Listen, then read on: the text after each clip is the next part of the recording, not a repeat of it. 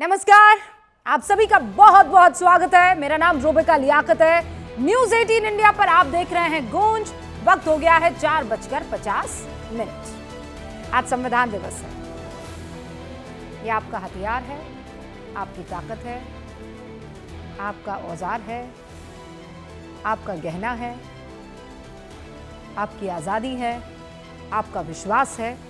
और आप कौन हुए? आप भारतवासी हुए, आप हिंदुस्तानी हुए, आप भारत में पैदा हुए। आपके पास भारत का यह संविधान है जो आपको यह ताकत देता है, लेकिन सिर्फ आपको यह ताकत देता है। यह ताकत किसी घुसपैठिए को नहीं मिल सकती है और ना मिलनी चाहिए। भारत का संविधान 75 साल का हो गया है। झूम उठिए। संसद के संविधान सदन में आज इसी मसले पर भव्य आयोजन किया गया। राष्ट्रपति महामहिम द्रौपदी मुर्मू ने कार्यक्रम की अध्यक्षता की। यही वो संविधान है जिसके अनुच्छेद 326 में साफ लिखा है कि भारत में मतदान का अधिकार सिर्फ भारत के नागरिकों को है। आपको, मुझे और यहां रहने वाले उन तमाम सिटीजन्स को है, नागरिकों को है। एसआईआर अभियान उसी संवैधानिक भावना को सशक्त बनाता है। हां कि ना? आप मुझे जवाब दीजिए। क्योंकि विपक्षी पार्टियों को एसआईआर लोकतंत्र का हत्यारा दिख रहा है। देश के 12 राज्यों में चुनाव आयोग की तरफ से एसआईआर की प्रक्रिया 28 अक्टूबर से चल रही है। विपक्षी पार्टियां इस एसआईआर की प्रक्रिया के खिलाफ सुप्रीम कोर्ट पहुंच गई है। और कोई बात नहीं, यह आपका अधिकार है। आपको कहीं कुछ गड़बड़ी लग रही है, आप जाइए। आपको लग रहा है यह भी संवैधानिक अधिकार है आपका, जाइए। सुप्रीम कोर्ट में दायर याचिकाओं में अलग अलग अपील की गई, अलग अलग तरीके की। सुप्रीम कोर्ट में पश्चिम बंगाल की तरफ से जो वकील पेश हुए, उन्होंने दावा किया कि एसआईआर के दबाव में 23 बीएलओ बूथ लेवल ऑफिसर्स की मौत हो चुकी है। इसके बाद सुप्रीम कोर्ट ने राज्य और केंद्र चुनाव आयोग से 1 दिसंबर तक जवाब देने के लिए कह दिया है। और इस मसले पर सुनवाई 9 दिसंबर को मुकर्रर की गई है। तमिलनाडु की तरफ से जो याचिका दायर हुई है, उस पर सोमवार को सुनवाई होगी, क्योंकि एसआईआर मामले पर मद्रास हाई कोर्ट में अभी सुनवाई चल रही है। यानी एसआईआर ड्यूटी में लगे जो बूथ लेवल ऑफिसर्स हैं, उनकी मौत पर सुप्रीम कोर्ट गंभीर है, यह मजाक नहीं है। आगे की सुनवाई के लिए अभी 9 दिसंबर तक का हमें इंतजार करना होगा। और 9 दिसंबर ही वो तारीख है जब ड्राफ्ट लेटर लिस्ट चुनाव आयोग की तरफ से पेश की जाएगी। एसआईआर की प्रक्रिया पर उठे हर सवाल के जवाब और बवाल के समाधान के लिए आपको अब मैं 2 तस्वीरें दिखा रही हूं, और बहुत गौर से इन तस्वीरों को देखिएगा। हो सके तो रिकॉर्ड कर लीजिएगा, ताकि वो तमाम लोग जो एसआईआर पर सवाल उठाते हैं, आप उनको ये तस्वीर दिखा सकें। पहली तस्वीर राजस्थान की है, जहां अब तक 5,000 में से 2,000 बीएलओ अपना टारगेट पूरा कर चुके हैं। यानी 80% एसआईआर का काम वहां पूरा हो चुका है। और इस 80% पे 2500 बीएलओ ऐसे हैं जिनको अच्छा काम करने के लिए सम्मानित किया जा चुका है कि आप लोगों ने जॉब वेल डन। अब आपको दूसरी तस्वीर दिखाते हैं, जो पश्चिम बंगाल की है, जहां एसआईआर कराने पर मुख्यमंत्री देश हिला देने की धमकी देती है। बीएलओ अधिकारी जगह जगह प्रदर्शन कर रहे हैं, जबकि हर जगह पर एसआईआर की प्रक्रिया एकदम सामान्य है, एक जैसी है। उसमें कोई नुक्ता ऊपर नीचे नहीं हो सकता है, कोई कॉलम ऊपर नीचे नहीं हो सकता है, कोई तरीका, कोई प्रोसेस, कोई प्रोसीजर अलहदा नहीं हो सकता है। इन 2 तस्वीरों के सामने आने के बाद सवाल यह है कि फर्क किस बात का है? महत्वाकांक्षा का, या फिर सरकारी दबाव, या कुछ और? बंगाल में बवाल क्यों मचा है? मुख्यमंत्री ममता बनर्जी 24 उत्तर परगना में एसआईआर के खिलाफ विरोध मार्च निकाल रही है, और उसी मंच से ममता बनर्जी एसआईआर पर बीजेपी को खुली धमकी देती है। बीजेपी को खुली धमकी समझ में आता है, एसआईआर को लेकर धमकी हलक से नीचे नहीं उतरती है। ममता बनर्जी ने ऐलान किया कि बीजेपी ने मुझे निशाना बनाने की कोशिश की तो मैं पूरे भारत में बीजेपी की नींव हिला दूंगी। बीजेपी मेरे खेल में मुझसे लड़ नहीं सकती, मुझे हरा नहीं सकती, और मैं भविष्यवाणी करती हूं, ये शब्दशः पढ़ के आपको बता रही हूं, बीजेपी बंगाल जीतने के लिए गुजरात हार जाएगी। और ममता दीदी ने बंगाल चुनाव के बाद यह भी कहा कि देश भर में एसआईआर के खिलाफ यात्रा निकालने का मैं ऐलान करती हूं। तो एक तरफ ममता बनर्जी धमकी दे रही हैं, दूसरी तरफ बीजेपी ममता बनर्जी पर बांग्लादेशी घुसपैठियों को बचाने का आरोप लगा रही है। बीजेपी कह रही है ममता सरकार घुसपैठियों के दम पर टिकी हुई है। ऐसी सरकार बीजेपी की नींव क्या हिलाएगी? घुसपैठियों और फेक मतदाताओं के नाम कटने से ममता बनर्जी डरी हुई है। ऐसे में एसआईआर को लेकर ममता बनर्जी भ्रम फैला रही है।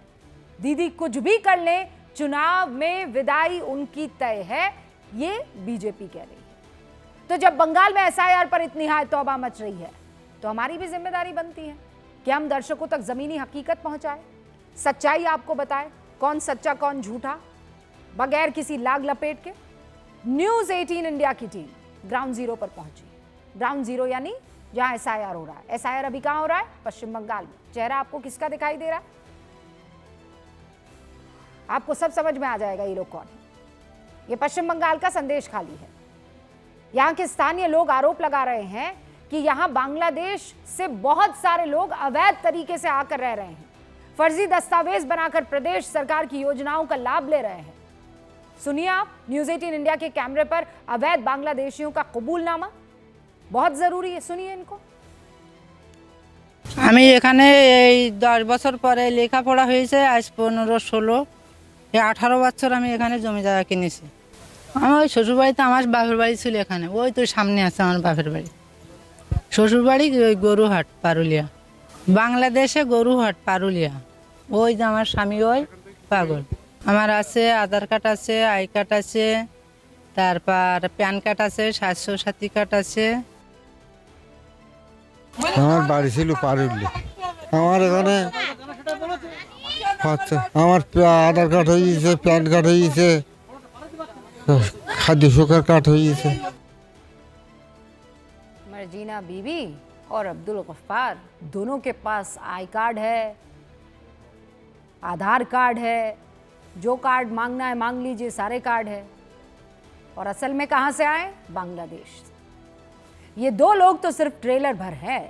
ऐसे अवैध घुसपैठियों की लिस्ट बहुत लंबी है, क्योंकि एसआईआर की प्रक्रिया शुरू होने के बाद बांग्लादेश बॉर्डर से भी तस्वीरें सामने आई है और बहुत कुछ बयां कर रही है। वो बहुत कुछ दावा किया जा रहा है कि अवैध घुसपैठियों में बांग्लादेश लौटने की भगदड़ मची हुई है, लेकिन बांग्लादेश उन्हें अब लेने को तैयार नहीं है। वो बॉर्डर पर फंस गए, ये देखिए सामने। अब ऐसे में सवाल ये उठेगा कि नहीं कि क्या यही वोटर एसआईआर पर टीएमसी की टेंशन बढ़ा रहे हैं? सवाल उठेगा कि नहीं?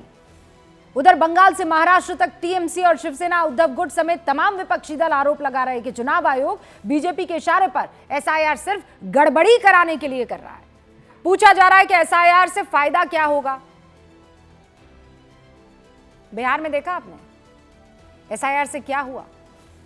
बिहार विधानसभा चुनाव से पहले चुनाव आयोग ने एसआईआर कराया। चुनाव की बदली हुई तस्वीर आपको देखनी चाहिए क्या हुआ। आजाद भारत के इतिहास में 51 के बाद पहली बार बिहार में 67.13% मतदान हुआ। पहली बार महिलाओं ने 71.78% वोटिंग की। एसआईआर के बाद अंतिम मतदाता सूची जारी करने के बाद किसी भी राजनीतिक पार्टी ने कोई अपील नहीं की।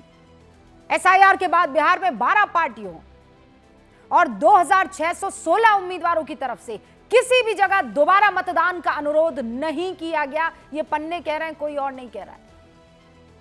नई साफ सुथरी वोटर लिस्ट के साथ बिहार के चुनाव हुए और जो तस्वीर आपको हम दिखा रहे हैं उसे लेकर भी ऐसी ही हाय तौबा तब मची थी, याद कीजिए।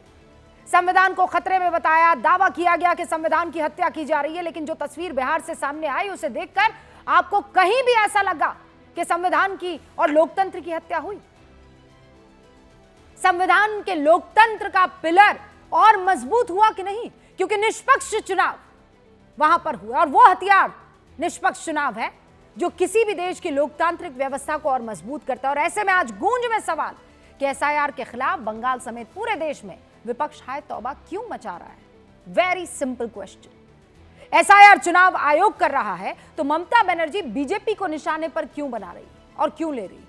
क्या धमकी वाली सियासत सिर्फ एसआईआर की धमक को रोकने के लिए है? शुरू कर रही हूं मैं गूंज।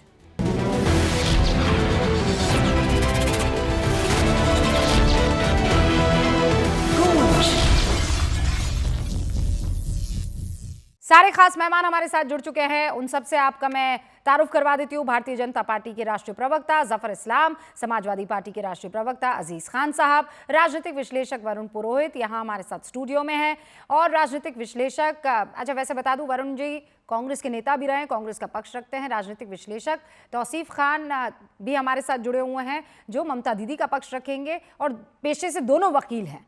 एलजेपीआर के राष्ट्रीय प्रवक्ता अरविंद कुमार वाजपेयी भी हमारे साथ जुड़ चुके हैं। इंटरेस्टिंगली वो भी पेशे से वकील है।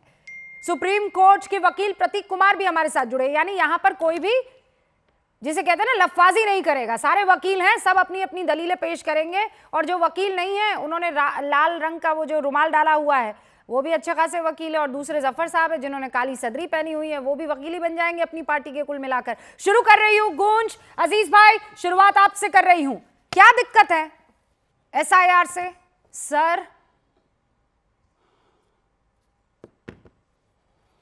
देखिए रूबिका जी, एसआईआर से कोई दिक्कत नहीं है, दिक्कत नियत से है। जब 2003 में एसआईआर हुआ था तो 2 साल लगे थे एसआईआर में। आखिर अचानक 1 महीने में एसआईआर कराने का मकसद नहीं समझ में आ रहा है कि 1 महीने में कौन सी जल्दी है कि 4 दिसंबर तक चीजें खत्म कर दी जाए। उत्तर प्रदेश में अभी चुनाव नहीं है और ना इतनी कोई जल्दबाजी है। अगर वाकई में हम संविधान की बात मानते हैं और संविधान दिवस को पूर्ण रूप से अगर मनाया जाए तो सबसे पहला मसला यह है कि इस देश में जितने भी नागरिक हैं जो इस देश के वासी हैं और जिनको वोट देने का अधिकार है, उनके वोट देने के अधिकार को काटा न जाए, निरस्त न किया जाए। सही तरीके से उनको वोट देने के अधिकार के लिए उनको पुरोहित किया जाए, उनको आगे प्रोजेक्ट किया जाए। जो कि मुझे लग रहा है कि अगर इतनी जल्दबाजी की गई तो शायद बहुत सारे वोटर ऐसे जो वंचित रह जाएंगे। तो इसलिए सबसे बड़ी समस्या यह है कि आज जिस तरह बीएलओ प्रेशर में है। आखिरी एसआईआर कब हुआ था? हालांकि आप फैक्चुअली गलत हैं, लेकिन अजीज भाई आखिरी एसआईआर कब हुआ था? साल क्या? 2003 में। 2003 में कितना पानी बह गया? 2025 माइनस 3 कितना हुआ? 2022। मतलब 22 साल। सुनिए ना, पानी 22 साल में सुनिए 2003 में आपके पास शायद ये मोबाइल फोन भी नहीं था। 2003 में आप जो है यूपीआई से पेमेंट भी नहीं करते थे। 2003 में आपको शायद ईमेल लिखना ठीक ठाक से आता भी नहीं होगा, मैं फर्ज करके चल रही हूँ। 2003 में वो डिजी यात्रा भी नहीं आया होगा। 2003 में आधार कार्ड को लिंक करने वाला मसला भी नहीं आया होगा। ये सारी चीजें 2003 में नहीं थी। अब जमाना बदल गया है, आप 2025 में हैं, राइट? तो कितना वक्त लग जाएगा? बिहार में हुआ कि नहीं हुआ अजीज भाई? जी देखिए रूबिका जी, बहुत अच्छी बात कर रही हैं आप। सच ये है कि ये डिजिटल जमाना है और वाकई में मोदी जी ने बहुत प्रचार किया कि डिजिटलाइजेशन है। इसी वजह से तो आप देखिए कि पहले चुनाव होता था शाम तक ये पता चल जाता था कितने % वोट पड़े। आज आप देखिए 4-4 दिन लग जाता है और वो भी प्रॉपर डाटा नहीं आता है। अभी आप देखिए बिहार में 7 करोड़ 42 लाख 7 करोड़ 42 लाख वोटर वहां पे घोषित किया गया 30 सितंबर में। सुनिए ना मेरी बात कंप्लीट करने दीजिए। पर झूठ नहीं बोलेंगे ना आप। एक फेज के चुनाव आते नहीं, अब ये बात नहीं, अब प्लीज अब बात करने देंगे आप। नहीं, अब बात करने दीजिए। ना अजीज भाई, अब मुझे बताइए 4 दिन बाद कहां का आंकड़ा आया? 7 करोड़ 45 लाख वोटर 4 दिन बाद कहां का आंकड़ा आया? 7 करोड़ 45 लाख वोटर हो गया। कैसे वोटर हो गया? अरे वो तो पहले भी हुआ है, कोई बड़ी बात नहीं है। कहां की बात कर रहे हैं आप? एकदम आप मुझे नहीं, अगर डिजिटल इंडिया है तो एक्यूरेसी होनी चाहिए। व्हाट्सएप नहीं भाईजान, व्हाट्सएप नहीं चलेगा। आप मुझे स्पेसिफिकली बताइए। और मैं कह रही हूँ आप ना उसको चैट जीपीटी गूगल सब खोल के बैठिए, मुझे कोई दिक्कत नहीं है। यू टेल मी कहां आया 4 दिन पुराना, 4 दिन बाद असल डेटा ईसीआई का? और ये भी बताइए कि कहां गड़बड़ी हुई है। हम हवाई बातें नहीं करेंगे। ये बताइए लोकसभा, अरे नहीं, मैं बता रहा हूं, सुनिए मेरी बात। No goal post changing. Lok Sabha में क्या हुआ? नहीं, पहले मुझे ये बताइए। लोकसभा में अरे सुनिए, गोल पोस्ट नहीं चेंज कर रहे हैं। बिल्कुल मत कीजिए। नहीं, बिल्कुल मत कीजिएगा। अब आप ऐसे बात कंप्लीट करने दें। हाँ, लोकसभा का इलेक्शन हुआ और लोकसभा के इलेक्शन में आपने देखा, सुनिए, जब जिस दिन वोट पड़ा, वोटिंग डे था, उस दिन परसेंटेज कुछ और रहा और 4 दिन बाद परसेंटेज 4% बढ़ गया, 3% बढ़ गया। ऐसा नहीं हुआ क्या? आपने कई डिबेट किए हैं लोकसभा में, नहीं, और लोकसभा में सर, सुनिए। इलेक्शन कमीशन ने नहीं। जो अपना डाटा दिया उस डाटा में उन्होंने परसेंट बढ़ा दिया। कैसे परसेंट बढ़ा दिया? अरे अगर ऐसे डिजिटल थोड़ी बढ़ इंडिया है जाएगा तो परसेंट, एक्यूरेसी सर। होनी वो चाहिए पूरा और तरीका सेम भी डे दिया आना गया चाहिए। है। फिर आप डिजिटल लोग इंडिया का जाकर फायदा क्या हुआ? ECI की वेबसाइट क्या पे फायदा हुआ खंगालते डिजिटल कम इंडिया है, का? अजीज भाई, और आप हवा हवाई बातें ज्यादा करते हैं। हवा हवाई, मैं कह रही हूं अगर ECI कोई ने हवा ये हवाई काम नहीं है। किया है तो हम आप लोग सच बात करते आप लोग हैं। ऐसे ऐसे हम आप लोग सच्चाई ऐसे हाथ बयान बांध कर कर रहे क्यों हैं। बैठे हैं? सुप्रीम कोर्ट ने एक सख्त फैसला क्यों नहीं लिया? आज तो संविधान दिवस है ना, आपको तो हक है। आप यहाँ हर बैठ बात कर में रूबिका सुप्रीम लियाकत कोर्ट के में शो जाएंगे। गूंज में क्यों बोल रहे हैं? फिर न्यूज़ इलेक्शन 18 कमीशन इंडिया क्या के करेगा? प्लेटफॉर्म नहीं हर बात में मैं कह रही हूँ सुप्रीम इलेक्शन कोर्ट में कमीशन ऑफ जाएंगे। इंडिया, हाँ बिल्कुल हर बात जाएंगे, के सुप्रीम कोर्ट में हाँ जाएंगे। बिल्कुल जाएंगे, फिर क्यों नहीं जाएंगे? ECI क्या है? मैं कह ECI रही का हूँ काम क्या अगर है? कोई जरा मेरी बताइए पार्टी मुझे। का गला घोट ECI का रहा काम क्या है और वो गला घोटने वाला कोई और नहीं ECI आपको लग रहा है, आप ज्ञानेश जी को लगातार कटघरे में खड़ा कर रहे हैं, तो आप में इतनी है, आप में अगर इतनी कुव्वत है तो जाइए ना सुप्रीम कोर्ट, मैं भी देखूं सुप्रीम कोर्ट में आप क्या क्या पेश करते हैं। यहाँ बैठकर हर तो बात खूब के लिए सारी बातें सुप्रीम कर- कोर्ट? हाँ हर बात के हर लिए बात जाएंगे के लिए आप। Supreme court? मैं कह रही हूँ हर बात के लिए जाएंगे, हर बात के लिए सुप्रीम मैं कोर्ट में तभी जाएंगे। आपको सीरियस मानूंगी, फिर वरना क्या इलेक्शन है, यहाँ पर कमीशन बैठ का के काम आप क्या है? फुकराई कर दीजिए। नहीं प्लीज, मैं कह इलेक्शन रही हूँ, कमीशन का आप काम क्या है? ज्ञानेश्वर जी के खिलाफ नहीं, एक बात आप FIR कंप्लीट कर दर्ज लीजिए। करवाइए, रूबिका जी, अजीज भाई, आपने मुझसे मैं बात किया है, आपसे मुझे कह बात रही हूँ, करने दीजिए। जाइए आप मुझे सुप्रीम बात कोर्ट जाइए, रखने आई दे, challenge you, please. Go to the supreme court, आप ज्ञानेश्वर जी को कटघरे में खड़ा कीजिए, जाइए, क्यों नहीं जा रहे हैं? लगातार कटघरे में खड़े हो रहे हैं, लगातार कटघरे में खड़ा किया जा रहे हैं। अरे वो झूठ लेकिन मूठ का सच्चाई नहीं। क्या है मैं कह रही हूं आपको नहीं सुप्रीम पता? कोर्ट। आज अरे सुनिए मेरी बात, अरे भाई अब आप हम ही से लड़ेंगी, बीजेपी के लोगों को बोलने नहीं देंगी। अब आप बीजेपी के हमसे लोगों लड़के को क्या बोलने जीत नहीं लेंगी? दूंगी, लेकिन अरे आपसे मेरी बात लड़ूंगी। कंप्लीट करने दीजिए। देखिए आ गया ना अरे सच, सुनिए ना, आ गया ना अरे सच सुनिए जुबान ना। पर आपके। अरे बीजेपी के सुनिए लोगों ना। को बोलने नहीं दूंगी और आपसे अरे लड़ूंगी। भाई बीजेपी मैं तो दोनों से यही चुनाव काम आयोग का करूंगी। वकालत करती जफर है। इस्लाम साहब बीजेपी को तो जितना चुनाव आयोग की रूबिका वकालत लियाकत ने करती है। कटघरे में खड़ा जो किया है काम ना, मैं कह रहा हूं, उतना जो तो मेरा जफर काम है वो इस्लाम बीजेपी साहब को भी किसी ने करना नहीं चाहिए। किया है। उनसे पूछिए आप, तो मुझे मत बताइए कि मैं किसको बोलने दे रही हूँ नहीं दे रही हूँ, मुझे इससे कोई फर्क नहीं पड़ता है। आप जल्दी से बात खत्म रूबिका जी, कीजिए। अब हमारे साथ एक वकील रूबिका साहब भी जी, आ चुके हैं, जल्दी से। रूबिका जी मुझसे बात हो रही है ना? खत्म कीजिए मैं ये अजीज कह रहा भाई, हूं, बहुत रूबिका देर जी, हो गया। जो काम चुनाव आयोग को जवाब देने का था वो जफर भाई नहीं दे रहे, वो जफर भाई डिफेंड कर रहे हैं, इनको नहीं करना। ये तो चुनाव आयोग की जिम्मेदारी है कि सभी लोगों का वोट प्रॉपरली बने, कोई वंचित न रह जाए। एक बात, अब एक बड़ा इंपॉर्टेंट आखिरी बात मैं कर दूं, लास्ट बात।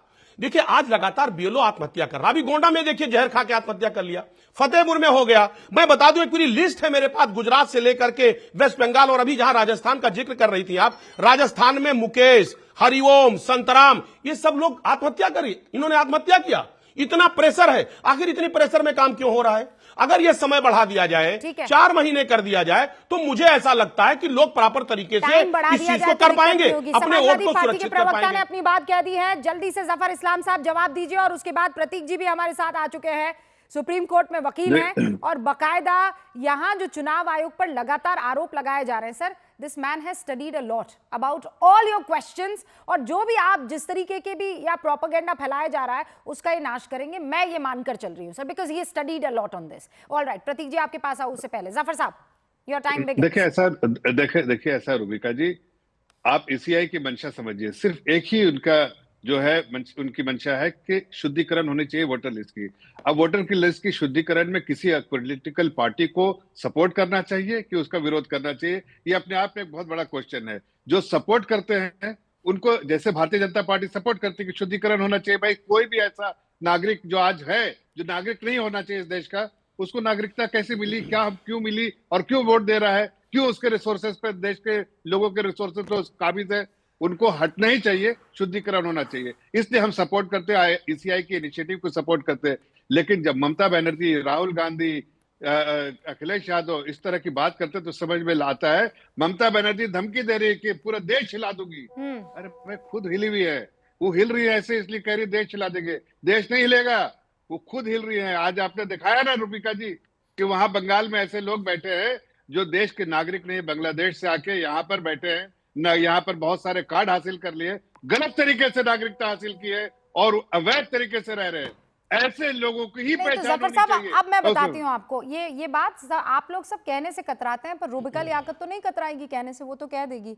एक्चुअली ये जो घुसपैठिए हैं, ये जिस मजहब से आते हैं वो कहते हैं कि ये आपका वोटर नहीं है, है ना? तो आपको मजे आ रहे हैं, आपके मन में बल्ले बल्ले लड्डू फूटा वाली फीलिंग आ रही है ना? क्योंकि वो आपको वोट करेगा नहीं।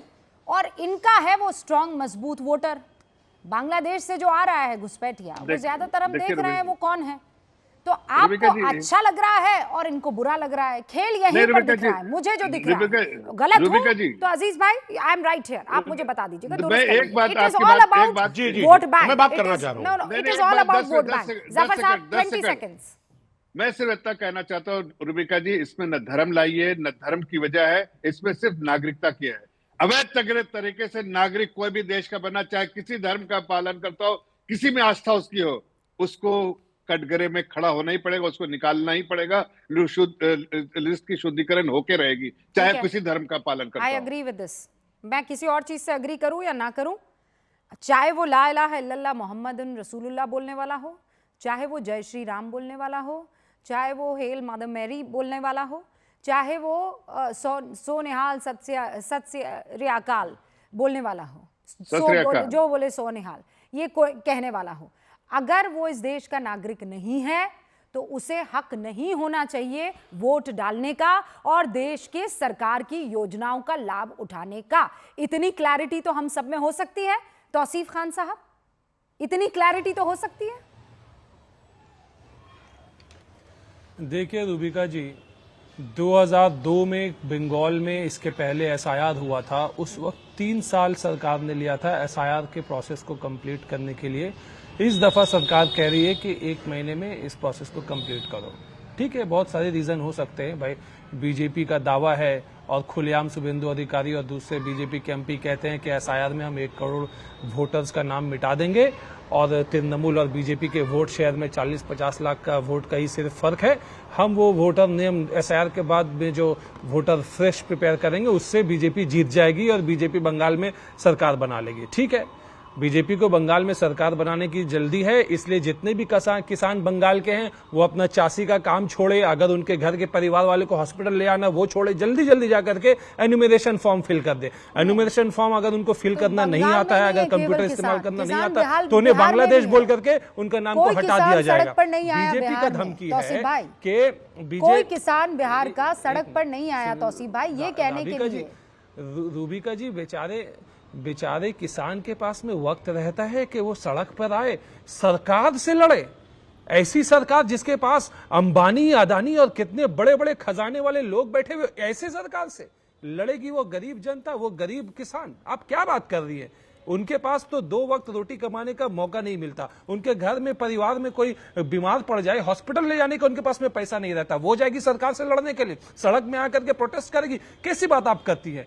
मजबूर हैं और लाचार हैं और उनके ऊपर में जुल्म है ये सरकार का कि पिछले दफा 3 साल हमने दिया था, इस दफा हम 1 महीना देंगे। नाम भरो एन्यूमरेशन फॉर्म का, वरना तुम्हारा नाम वोटर लिस्ट से हटा देंगे। अपना फेक वोटर्स का लिस्ट उन्होंने ऑलरेडी प्रिपेयर कर रखा है। खुलेआम बोलते हैं, आप दिखाइए, आप शुभेंदु अधिकारी का, आप बीजेपी के बीजेपी के एमपी बंगाल वाले, उनका नेता, उनका स्टेटमेंट दिखाइए। वो ओपन कहते हैं 1 करोड़ वोटर का नाम वो मिटाएंगे एसआईआर से और उसके बाद यहां पे सरकार बनेगी। और वो गिनती कराते हैं कि 2.75 करोड़ वोट्स है तृणमूल का, 2.4 करोड़ वोट्स है बीजेपी का, डिफरेंस जो है 40-50 लाख के आसपास है। इतना वोट तो हम मिटा देंगे और हम अपनी सरकार बना लेंगे। तो ये तो जुल्म है ना, यही जुल्म है। किसान को चाहिए कि वो अपना चासी छोड़ दे, चावल की, धान की खेती की सब छोड़ दे और जाकर के किसानों के पीछे नहीं जाना, किसानों के पीछे नहीं छुपना। मैं फैक्ट्स की बात कर रही हूँ। क्या बंगाल में घुसपैठिए हैं कि नहीं? कोई आवाज ना उठाए।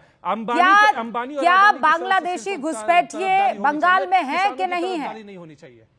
क्या बांग्लादेश में बिल्कुल है। उन्हें तो बांग्लादेश के घुसपैठी अमित शाह ने बॉर्डर खोल करके बुलवाया है। हाँ, तो वो जाने चाहिए कि नहीं जाने चाहिए? इल्लीगल हिंदूज आए हैं बांग्लादेश से। सुनिए, केवल इल्लीगल हिंदूज आए? Illegal 80% illegal Hindus. हाँ, तो फिर जाने दीजिए उनको, क्या दिक्कत है आपको? 80% हिंदूज बांग्लादेशी आए हैं। No, but what is your problem? Let them go. Bangladeshi illegal तरीके से अमित शाह ने लाया है। हाँ, ठीक है, लाया है तो उनको भेजिए ना, उनको जाने दीजिए। एसआईआर में इनका नाम कट जाएगा, जनता को, इनका नाम एसआईआर में कट जाएगा। आपको क्यों दर्द हो रहा है? आपको क्यों परेशानी हो रही है? नहीं कटेगा। अरे भाई, शुद्धिकरण ही तो हो रहा है। क्यों नहीं कटेगा जानती है? शुद्धिकरण होने सुनिए ना मेरी बात। क्यों नहीं कटेगा जानती है? क्योंकि यही अमित शाह कहते हैं कि हम जो है आपको सीए द्वारा नागरिकता दे देंगे, मुसलमानों को सीए द्वारा नागरिकता नहीं देंगे। पहले आप अपने आप को जो है अच्छा, रूबिका लियाकत हिंदू मुसलमान करती है, और यही वजह है कि लेकिन मथुआ तौसीफ खान समाज, यहाँ आज पर मथुआ समाज जो है यहाँ पर पूरे एक के फॉर्मूला पूरे लेकर आए हैं कंफ्यूजन में कि बैठे हुए हैं कि मथुआ बांग्लादेशी समाज करे तो हिंदुओं की करेगा। घुसपैठिए के तौर पर अरे भाई, बांग्लादेशी हिंदुओं को घुसपैठ करने की जरूरत नहीं है, उनको तो सरकार सच में सीए के थ्रू उनको जो आधार है कार्ड दिया सिटीजनशिप बीजेपी दे ने, देगी, उनको झूठे उनको कार्ड जो है, देने की जरूरत नहीं है। वोटर कार्ड क्यों दिया अरविंद बीजेपी वाजपेयी ने। जी? अगर बांग्लादेशी हिंदू बीजेपी यहाँ में सिटीजनशिप लेना चाहेगा बीजेपी तो उसे अपना घुसपैठ एंड करने की गेम, थोड़ी जरूरत अपना है। गेम तो जनता के सामने रखे हुए ना। ये नहीं किसान ये अपना बिहार खाना से कोई सबक लेना बनाए नहीं या ना चाहते बनाए, हैं। ना, खेती पकड़ेगा। करे या ना देखिए, करे, पकड़ेगा, जा पकड़ेगा। करके एन्यूमरेशन फॉर्म फिलअप करना है। पकड़े गए सर। घुसपैठ करने वाला हिंदू अगर देखिए। झूठा आधार कार्ड बनाएगा तो उसे हिंदुस्तान की सिटीजनशिप नहीं क्या पकड़े मिलेगी। गए? समझ गए आप? ठुल्लू पकड़े गए। क्या ये क्या पकड़े गए? ठुल्लू? ये क्या ठुल्लू बदतमीजी पकड़े है? गए, बाबा जी का ठुल्लू पकड़े गए। क्या ये क्या पकड़े गए? बदतमीजी नहीं, है? आप क्या बदतमीजी कर क्या सकती हैं। बोल पकड़े रहे गए, हैं? क्या पकड़े गए? निकलिए बाबा यहाँ जी से। का ठुल्लू Get पकड़ out! लिया आपने। क्या Get पकड़ out! लिया आपने? तौसीफ, get out हाँ, of my आपने क्या show! पकड़ लिया? बाबा जी Get out of my show! बदतमीज आदमी, अपने घर की लड़कियों से ऐसे बात करना, अपने घर की बीवियों से, अपने घर की बीवी और बच्चों से ऐसे बात करना, रूबिका लियाकत से नहीं। बेशरम, गेट आउट! ये बदतमीज आदमी जो यहाँ पर कहकर गए थे, अगर तमीज के दायरे में रहते तो उस मुद्दे को मैं और तमीज के दायरे में रखते हुए पूछती। ये सवाल पूछा गया कि पहले जो है 2-2 साल का गैप लिया जाता था, 4-4 महीने का गैप लिया जाता था एसआईआर करने में। अब कह रहे हैं महीने भर में। ये कैसे संभव है? जो एक बड़ा प्रश्न आ रहा है वो ये कि कैसे किया जाएगा। फिर बीएलओ दबाव में आकर मौत हो रही है उनकी, और इसी पर सुप्रीम कोर्ट ने सवाल भी किया है। तो ये इसके ऊपर आपका क्या जवाब है? देखिए, सबसे बड़ा जो बदलाव आ गया है पिछले एसआईआर से अब में, वो है टेक्नोलॉजी। अगर आप देखें तो पहले दौर में चुनाव की जब गणना होती थी तो 5-5 दिन तक गणना होती रहती थी। आज वो गणना 2 घंटे के अंदर हो जाती है, सारे न्यूज़ चैनलों पे आ जाता है और फाइनल रिजल्ट उसी दिन शाम को 2-3 घंटे के गणना के बाद आ जाता है। ये कैसे होता है? क्योंकि अब मशीन से काउंटिंग हो रही है। तो उसी तरह से अब जो एसआईआर का प्रोसेस है, आप एन्यूमरेशन फॉर्म्स हमारे जो आ रहे हैं वो ऑलरेडी प्री फिल्ड है। प्री फिल्ड मतलब वो पहले से भरे हुए हैं। जो भी पुराने हमारे वोटर्स के डिटेल हैं वो उसमें इलेक्शन कमीशन ऑलरेडी छाप करके दे रहा है। तो वक्त उसमें कम हो जाता है। आपके पास जब फॉर्म आएगा तो आपको ये देखना है कि क्या ये जो जानकारियां दी हैं वो सही हैं या गलत है। एक बड़ी खबर इस बीच आ गई हमारे पास। चुनाव आयोग ने बंगाल पुलिस से नाराजगी जताई है। ये बड़ी खबर है। चुनाव आयोग का कोलकाता के पुलिस कमिश्नर को निर्देश है, सीईओ की सुरक्षा पुख्ता करे, क्योंकि वहां चूक हुई है। बंगाल पुलिस की तरफ से कहा गया है, अब बंगाल पुलिस को यह कहा गया है चुनाव आयोग की तरफ से, सीईओ की सुरक्षा से खिलवाड़ किसी कीमत पर बर्दाश्त नहीं किया जाएगा। सीईओ की सुरक्षा से खिलवाड़ ईसी ने कहा है कि बर्दाश्त नहीं होगा।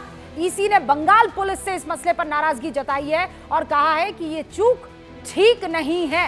नाराजगी बाकायदा जताई गई है। अरविंद वाजपेयी जी भी हमारे साथ जुड़े हुए हैं। अरविंद जी, कुछ बिंदु जिस पर आपने अजीज भाई को सुना, कुछ बिंदु जिस पर इनफैक्ट वरुण जी के पास मैं अभी जाऊंगी, लेकिन मैं चाहती हूं कि ये जो चुनाव आयोग BJP plus LJP plus JDU plus जितने भी आपके घटक दल है, उन सब की मिली भगत के तौर पर देखा जा रहा है कि एसआईआर आपके लिए फायदे का सौदा, एसआईआर विपक्षियों के लिए बहुत बड़ा नुकसान, जैसा बिहार में हुआ। आपने अभी पीछे कहा बार बार अजीज भाई से कि सुप्रीम कोर्ट जाइए, सुप्रीम कोर्ट जाइए।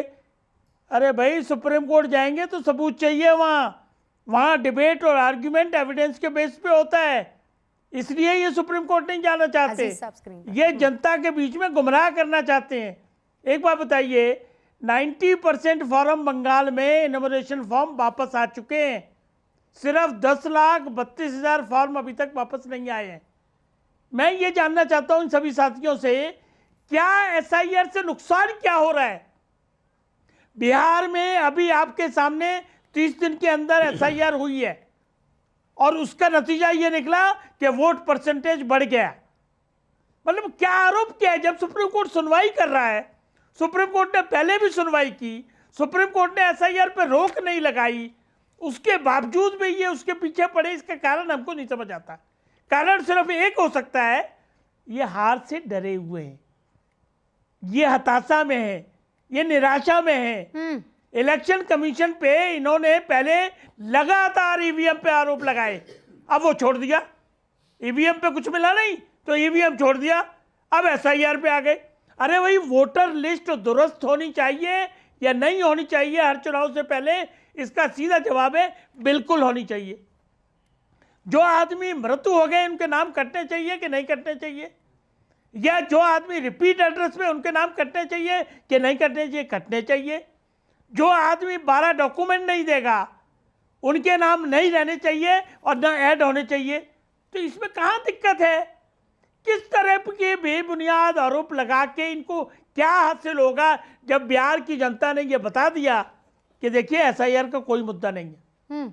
उसके बावजूद भी अगर ये नहीं समझना चाहते, देश की संवैधानिक संस्था इलेक्शन कमीशन को बदनाम करना चाहते हैं, गालियां देना चाहते हैं, लेकिन देश की जनता इस बहकावे में आने वाली नहीं है। ये बिहार में दिखा दिया और बंगाल में और 12 राज्यों में जो एसआईआर हो रहा है वो सुप्रीम कोर्ट एग्जामिन कर रहा है उस चीज को भी। बस है ना, और सुप्रीम एसआईआर कोर्ट। बाकायदा इलेक्शन कमीशन की शान है। सर्वोच्च न्यायालय जो है इलेक्शन का वो साफ तौर पर सब चीजें क्लियर कर देगा। लेकिन इससे पहले भी तो हुआ ना, इससे पहले भी आप लोग गए थे। अजीज भाई, मैं आपके पास आ रही हूँ, लेकिन उससे पहले वरुण जी भी इंतजार कर रहे हैं। वरुण जी भाई, इंदिरा गांधी जी से तो पूछा गया था बाकायदा और उन्होंने कहा था कि मैं किसी भी कीमत पर घुसपैठियों को यहाँ इस जमीन पर नहीं रहने दूंगी, they will have to go.